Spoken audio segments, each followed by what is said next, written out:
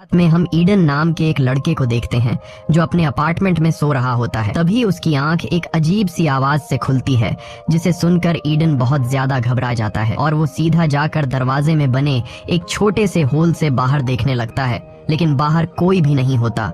जिसके बाद ईडन आकर टीवी ऑन कर देता है, मगर टीवी पर सिग्नल नहीं आ रहे थे और स्क्रीन पर एक इमरजेंसी वार्निंग चल रही थी। ये देखकर ईडन को कुछ अजीब लगता है कि अचानक सिग्नल कैसे चले गए और ये इमरजेंसी वार्निंग क्यों आ रही है। वो ये सोच ही रहा होता है कि तभी उसे बाहर से लोगों के तेज चिल्लाने की आवाज आने लगती है। वो फौरन खिड़की की तरफ भागता है और जैसे ही वह अपनी बालकनी में पहुंचता है तो उसके होश उड़ जाते हैं। वो देखता है कि लोग यहाँ वहाँ भाग रहे हैं, जैसे कुछ बड़ा होने जा रहा हो। ईडन को कुछ समझ नहीं आ रहा होता कि यह सब क्या चल रहा है और तभी वह देखता है कि एक हेलीकॉप्टर उसके पास वाली बिल्डिंग से टकराकर क्रैश हो गया है। ये देखकर ईडन के पैर तले जमीन खिसक जाती है और तभी उसकी नजर नीचे एक बच्ची पर पड़ती है जो भीड़ में शायद खो गई थी और अकेली खड़ी थी। ईडन उसे देखकर लोगों को उस बच्ची की मदद के लिए चिल्लाने लगता है, लेकिन अगले ही पल वो छोटी बच्ची अपने आसपास के लोगों पर हमला करना शुरू कर देती है और लोगों को काटने लगती है। ये देखकर ईडन समझ जाता है कि लोग ज़ॉम्बी बनते जा रहे हैं। डर के मारे ईडन जल्दी से बालकनी से निकलकर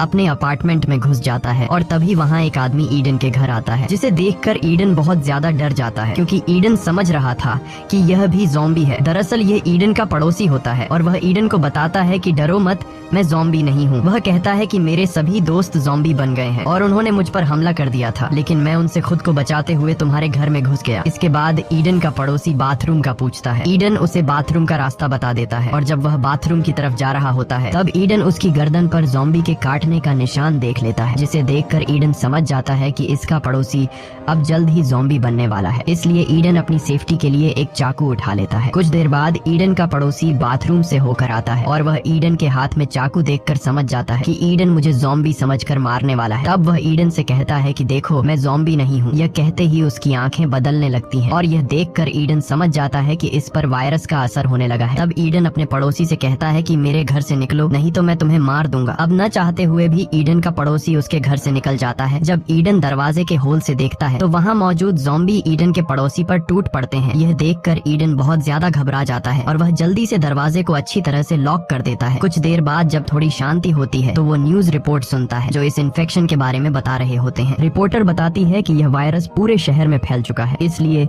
जो कोई भी इस वायरस से इन्फेक्टेड नहीं हुआ है उसे चाहिए कि वह बाहर बिल्कुल भी न निकले और अपने घर की सभी खिड़कियां और दरवाजे बंद करके अपने घर में रहे। यहाँ ईडन अपनी फैमिली को कॉल करने की कोशिश करता है, लेकिन सारी लाइनें बिजी होती हैं। जब वह अपनी मैसेज बॉक्स चेक करता है तो उसे अपने पेरेंट्स के कुछ मैसेज मिलते हैं। ईडन के पेरेंट्स ने मैसेज में लिखा था कि पूरे शहर में ज़ॉम्बी फैल चुके हैं, जिस वजह से हमें तुम्हारे पास आने में टाइम लगेगा, इसलिए तुम घर से बाहर बिल्कुल भी मत निकलना और हमारा इंतजार करना। इस तरह से शाम हो जाती है। ईडन अपनी बालकनी में बैठकर बाहर का नजारा देखने लगता है। बाहर पूरा शहर वीरान हो चुका था और हर जगह आग लगी हुई थी। ये सब देखकर ईडन पूरी तरह से टूट जाता है और वो सोचने लगता है कि इस तरह के हालात में आखिर वो अकेले कैसे जिंदा रहेगा। अब ईडन इन मुश्किल हालात में सरवाइव करने के लिए वो अपने पूरे अपार्टमेंट में छोटे छोटे मोटिवेशनल नोट्स लगा देता है, ताकि इन नोट्स को देखकर उसे हिम्मत मिलती रहे, और वो मिरर पर डे 1 लिख देता है। ईडन को पता चल जाता है कि यह ज़ॉम्बी वायरस कई महीनों तक भी चल सकता है, इसलिए वह इन मुश्किल हालात में घर में अपने लिए एक सेफ जगह बना लेता है ताकि वो हर आने वाले खतरे के लिए तैयार रहे।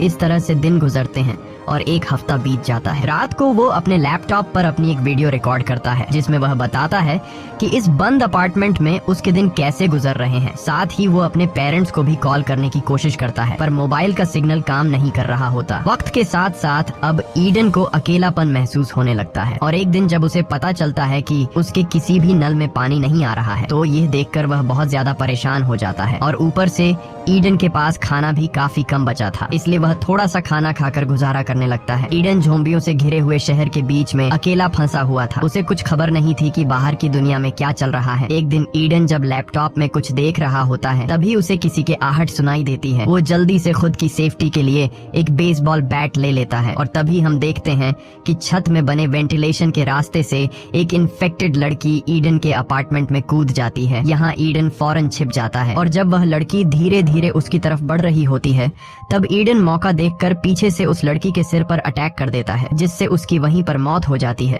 जिसके बाद ईडन जल्दी से जाकर एक सर्फ बोर्ड से उस रास्ते को बंद कर देता है ताकि यहाँ से दूसरा कोई ज़ॉम्बी अंदर ना आ सके। इस तरह से दिन गुजरते हैं और ईडन जैसे तैसे करके जिंदा रहने की जंग लड़ रहा होता है। एक दिन जब वह अपनी एक और रिकॉर्डिंग कर रहा होता है, उसे अपने फोन की घंटी सुनाई देती है। वो जल्दी से फोन उठा लेता है और देखता है कि उसकी माँ का एक वॉइस मैसेज आया है। उसकी माँ बताती है कि हम लोग शहर के काफी करीब आ चुके हैं और कुछ ही घंटों में तुम्हारे पास पहुंचने वाले हैं। इससे पहले कि ईडन की माँ अपनी बात पूरी कर पाती, तभी उन्हें कुछ इन्फेक्टेड लोग घेर लेते हैं। ईडन वॉइस मैसेज के आखिरी कुछ सेकंड्स में अपने माँ बाप की चीखें सुनता है और फिर मैसेज बंद हो जाता है। ये सब सुनकर ईडन समझ जाता है कि उसके पेरेंट्स अब मर चुके हैं। ईडन बहुत ज्यादा रोने लगता है क्योंकि अब उसके पास जीने की कोई वजह नहीं थी। वह एक बेसबॉल बैट उठाकर यहाँ से भागने का प्लान बनाता है। घर से बाहर निकलते ही उसे ढेर सारे इन्फेक्टेड लोग दिखाई देते हैं। तभी उसकी नजर अपने पड़ोसी पर पड़ती है जो अभी तक जिंदा था, लेकिन वह बुरी तरह से घायल था, जिस वजह से वह ईडन पर हमला नहीं कर सकता था। इसके बाद ईडन बिल्डिंग से बाहर निकलने का कोई रास्ता ढूंढने की कोशिश करता है, लेकिन उसे कोई रास्ता नहीं मिलता क्योंकि हर एक जगह ज़ॉम्बी खड़े थे, जिसे देखकर ईडन समझ जाता है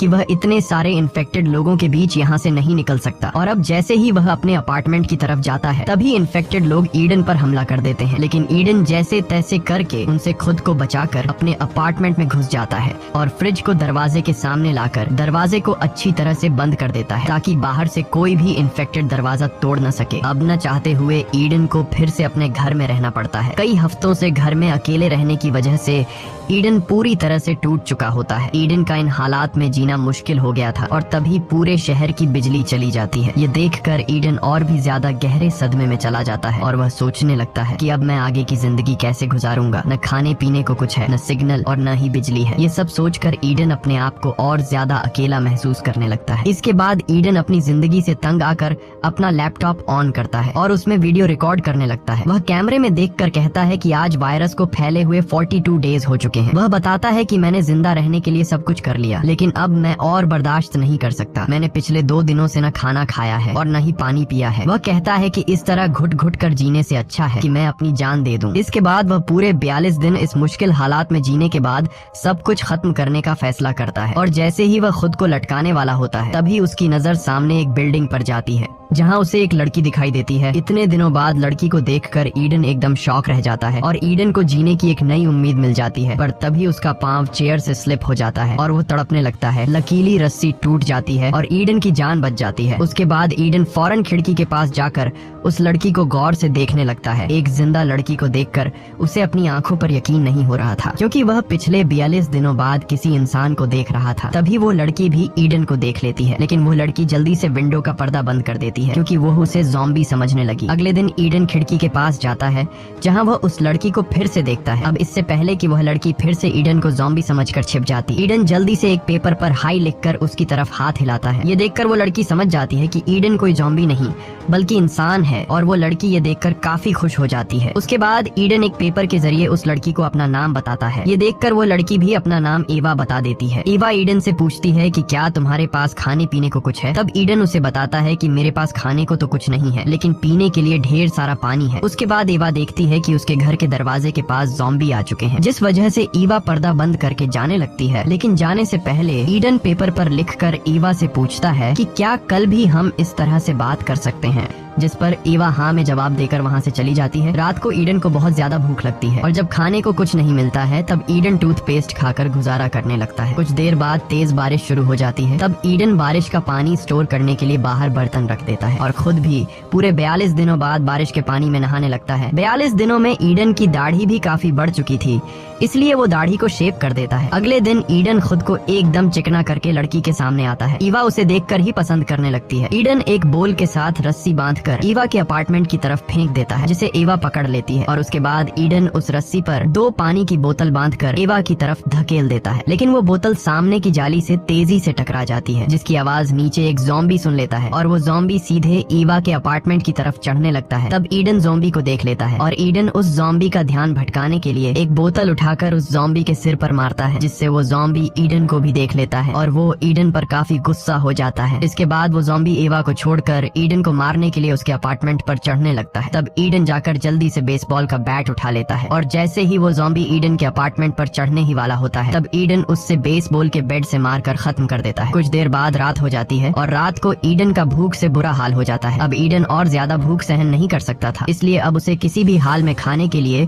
कुछ ढूंढना होगा। जिसके बाद वह पड़ोसी के घर में जाकर खाना पीना ढूंढने का फैसला करता है और जैसे ही वह अपने अपार्टमेंट से बाहर निकलता है तो उससे सामने अपने पड़ोसी की लाश दिखाई देती है। जिसके बाद ईडन अपने पड़ोसी के पॉकेट चेक करता है तो उसे पड़ोसी की जेब में उसके घर के चाबियों का गुच्छा मिल जाता है और तभी उसे कुछ ज़ॉम्बियों के आने की आवाज सुनाई देती है। अब ईडन बुरी तरह से फंस चुका था, वो उन ज़ॉम्बियों से भाग भी नहीं सकता था। लेकिन यहाँ ईडन समझदारी से काम लेते हुए अपनी पड़ोसी की लाश के साथ लेट जाता है और एक लाश होने का नाटक करता है। ईडन का यह चालाकी काम कर जाता है और सभी ज़ॉम्बी उसके ऊपर से होते हुए आगे निकल जाते हैं। जिसके बाद ईडन धीरे धीरे अपने पड़ोसी के घर के अंदर घुस जाता है। घर के अंदर घुसते ही वह देखता है कि सामने बेड पर एक लड़की लेटी हुई है, लेकिन ईडन उसके करीब जाने से डर रहा होता है, इसलिए ईडन पहले उसके ऊपर हेलमेट गिरा देता है, यह देखने के लिए कि यह लड़की जिंदा है या फिर मर गई है। लेकिन वह लड़की हेलमेट लगने के बाद भी नहीं हिलती, जिसे देखकर ईडन समझ जाता है कि यह लड़की मर चुकी है। उसके बाद ईडन सीधे किचन की तरफ जाता है, जहाँ उसे थोड़ा बहुत खाना मिल जाता है और ईडन जब घर की ओर जांच-बीन करने लगता है तब उसे जरूरत का ढेर सारा सामान मिल जाता है, जिससे ईडन एक बोरी में भरकर उठाता है और जैसे ही ईडन वहाँ से निकलने वाला होता है तभी एक इन्फेक्टेड उस पर हमला कर देता है। अब उससे पहले कि वह इन्फेक्टेड ईडन को काट पाता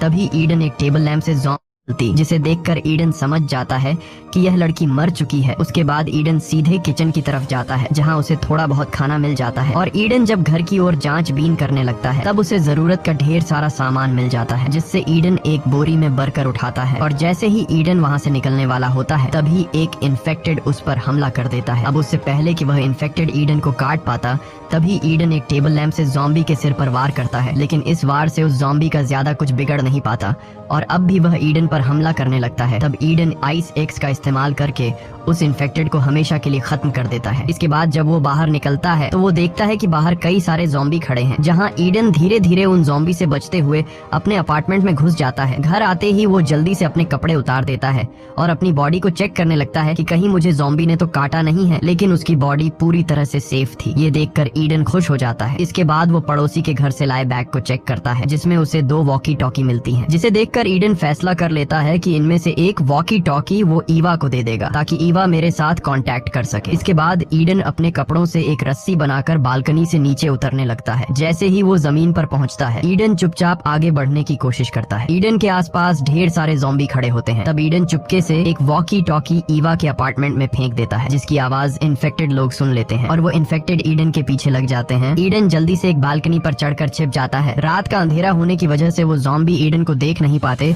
और वहाँ से जाने लगते हैं। इसके बाद ईडन वापस अपने अपार्टमेंट में आ जाता है। अगले दिन ईवा वॉकी टॉकी पर ईडन से बात करने लगती है। ईडन अपने वॉकी टॉकी पर ईवा की आवाज सुनकर काफी खुश हो जाता है। इसके बाद ईडन ईवा से कहता है कि मैंने पिछले 3 दिनों से कुछ भी नहीं खाया है और भूख से मेरा बुरा हाल हो रहा है। तब ईवा भी उसे कहती है कि मैं भी पिछले 2 दिनों से भूखी हूँ। इसके बाद ये दोनों ढेर सारी बातें करते हैं और बातें करते करते रात हो जाती है। जिसके बाद ईवा कहती है कि रात हो गई है और मैं सोने जा रही हूँ। यह कहकर वो ईडन से कांटेक्ट कट कर लेती है। अब यहाँ ईडन से भूख बर्दाश्त नहीं हो रही थी, इसलिए वो खाना ढूंढने के लिए इस बिल्डिंग को एक्सप्लोर करने का फैसला करता है। वो अपने बाथरूम के वेंटिलेशन का रास्ता खोलता है और वेंटिलेशन के रास्ते से घुसकर पड़ोसी के घर में जाने लगता है। आगे बढ़ते हुए उसे एक इन्फेक्टेड की लाश मिलती है, जो शायद ऑक्सीजन की कमी से मर गया था। उसे देखकर ईडन पूरी तरह से डर जाता है, लेकिन फिर वो किसी तरह हिम्मत जुटाकर आगे बढ़ते हुए अपने पड़ोसी के बाथरूम तक पहुँच जाता है। लेकिन जैसे ही वो जमीन पर उतरता है तो उसे खून का एक लंबा निशान दिखाई देता है। उसी निशान को फॉलो करते हुए जब वह सामने लगे पर्दे हटाता है तो वहाँ पर कोई भी नहीं होता। अब ईडन धीरे धीरे आगे बढ़ते हुए पूरे घर की जांच पड़ताल करने लगता है और जब वह किचन पहुँचता है तो वहाँ उसे खाने का काफी सारा सामान मिल जाता है। इसके बाद ईडन एवा से कांटेक्ट करके उसे बताता है कि मुझे ढेर सारा खाना मिला है। यह सुनकर एवा गुस्सा हो जाती है और वो ईडन से कहती है कि तुम मुझसे बिना पूछे इस घर में कैसे चले गए, वहाँ तुम्हारी जान को खतरा हो सकता है। ईडन उससे कहता है कि तुम मेरी टेंशन मत लो, यहाँ कोई भी नहीं है। जिसके बाद एवा ईडन से कहती है कि मैं भी तुम्हारे पास आना चाहती हूँ, लेकिन ईडन उसे समझाता है कि अभी तुम मेरे पास मत आओ, इस तरह तुम खतरे में पड़ सकती हो। मैं जब इस घर से निकलूंगा तब मैं तुम्हें सेफली अपने घर में ले आऊंगा। तब एवा मान जाती है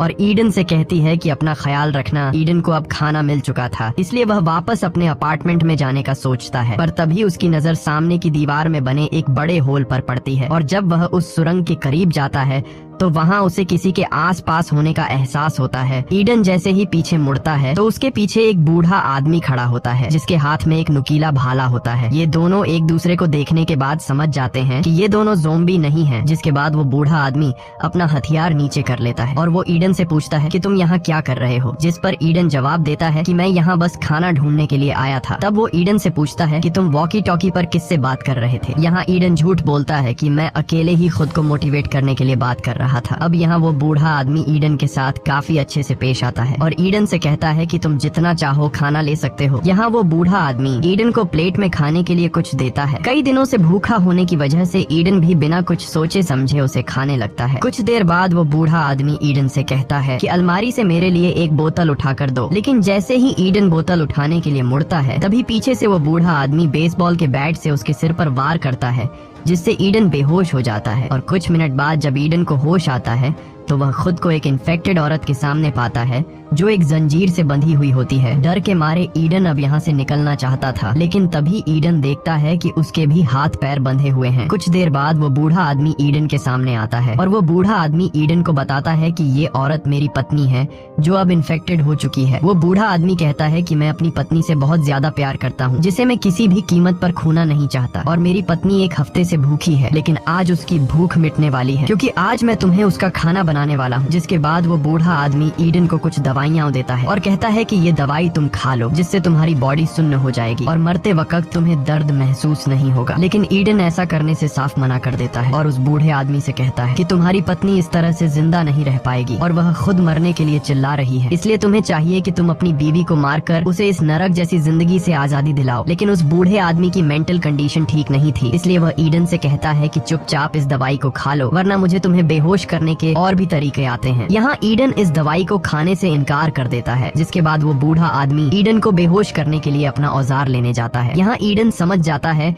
कि अगर मैंने अभी कुछ नहीं किया तो जल्द ही मैं मारा जाऊंगा, इसलिए वह जैसे तैसे करके खुद को छुड़ा लेता है और दरवाजे के पीछे छिप जाता है। अब जैसे ही वो बूढ़ा आदमी ईडन को मारने के लिए आता है तब ईडन बड़ी चालाकी से उस बूढ़े आदमी को पकड़कर उसी की पत्नी के पास धकेल देता है, जिसके बाद उस बूढ़े आदमी की अपनी पत्नी उस पर हमला कर देती है और उसे काटने लगती है। यहाँ ईडन उन दोनों को अंदर छोड़कर कमरे का दरवाजा बंद कर देता है और अपना सामान पैक करके अपने अपार्टमेंट की तरफ निकल पड़ता है। तब एवा वॉकी टॉकी के जरिए उसे बताती है कि मेरे अपार्टमेंट में इन्फेक्टेड लोग घुस चुके हैं। यह सुनकर ईडन जल्दी से एवा को बचाने के लिए उसके अपार्टमेंट की तरफ जाने लगता है। ईडन जब अपने अपार्टमेंट की बालकनी पर जाता है तो उसे सामने एवा दिखाई देती है। वो देखता है कि एवा बालकनी में फंस चुकी है और उसके पास अब निकलने का कोई रास्ता नहीं बचा। अब यहाँ ईडन एवा को बचाने के लिए चादरों से बनी रस्सी का इस्तेमाल करके नीचे उतरने की कोशिश में नीचे गिर जाता है और तभी एक इन्फेक्टेड उस पर हमला करने के लिए उसकी तरफ दौड़ता है। अब ईडन खुद को बचाने के लिए शॉटगन उठाकर उस इन्फेक्टेड को मार देता है,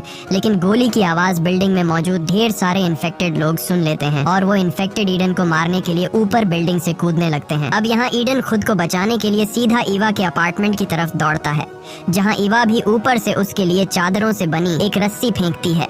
ईडन अब इस रस्सी के सहारे ऊपर चढ़ने लगता है, लेकिन तभी एक इन्फेक्टेड भी उस रस्सी को पकड़कर ईडन के पीछे चढ़ने लगता है। अब यहाँ ईडन समझदारी से काम लेते हुए एक अपार्टमेंट की बालकनी में छलांग लगाता है और जल्दी से एक चाकू की मदद से रस्सी काट देता है, जिससे वह इन्फेक्टेड काफी ऊंचाई से नीचे गिरकर मर जाता है। अब यहाँ ईवा भी नीचे ईडन के पास कूद जाती है और अब ये दोनों मिल चुके थे। ईडन ईवा से कहता है कि यहाँ रहना ठीक नहीं है, अगर हम यहाँ रहे तो जल्दी ही इन्फेक्टेड हमें पकड़ लेंगे। जिसके बाद ये दोनों इस जगह से निकलने के लिए आगे बढ़ते हैं और ज़ॉम्बी से लड़ने के लिए तैयार हो जाते हैं। जब ये दोनों अपार्टमेंट के दरवाजे तक पहुंचते हैं तब ये दोनों समझदारी से काम लेते हुए दरवाजा खोलकर दरवाजे के पीछे छिप जाते हैं। दरवाजा खुलते ही कुछ इन्फेक्टेड लोग उन्हें बिना देखे गुस्से में अपार्टमेंट के अंदर आ जाते हैं और ये दोनों मौके का फायदा उठाते हुए वहाँ से निकल जाते हैं। यहाँ ईडन इस अपार्टमेंट के दरवाजे का लॉक भी तोड़ देता है ताकि जो ज़ॉम्बी इन दोनों को मारने के लिए अपार्टमेंट के अंदर घुसे थे वे दोबारा उन्हें मारने के लिए बाहर न आ सके। अब ये लोग यहाँ से तो बचकर निकल जाते हैं, लेकिन रास्ते में एक और ज़ॉम्बी ईडन पर अटैक कर देता है। यहाँ इन दोनों के बीच बीच काफी देर तक फाइट होती है और आखिर में ये दोनों सीढ़ियों से नीचे गिर जाते हैं। यहाँ एवा हिम्मत जुटाकर उस इन्फेक्टेड को मार देती है। अब ये दोनों फिर से अपने अपार्टमेंट की तरफ बढ़ने लगते हैं और रास्ते में कई इन्फेक्टेड को मार डालकर आगे बढ़ते हैं। अब ईडन अपने अपार्टमेंट के काफी करीब आ चुका होता है और जैसे ही ये दोनों अपने अपार्टमेंट में घुसने वाले होते हैं कि तभी पीछे से एक बहुत ही ताकतवर इन्फेक्टेड आ जाता है। यहाँ ईडन अपनी जान की परवाह किए बिना ईवा को अपार्टमेंट के अंदर कर देता है और खुद उस ताकतवर इन्फेक्टेड से लड़ने लगता है। कुछ देर बाद ईडन घबराते हुए अपार्टमेंट के अंदर आता है और दरवाजे को लॉक करके अलमारी को दरवाजे के सामने लगा देता है ताकि इन्फेक्टेड दरवाजा न तोड़ सके। अब यहाँ ईडन एवा को खुद से दूर रहने के लिए कहता है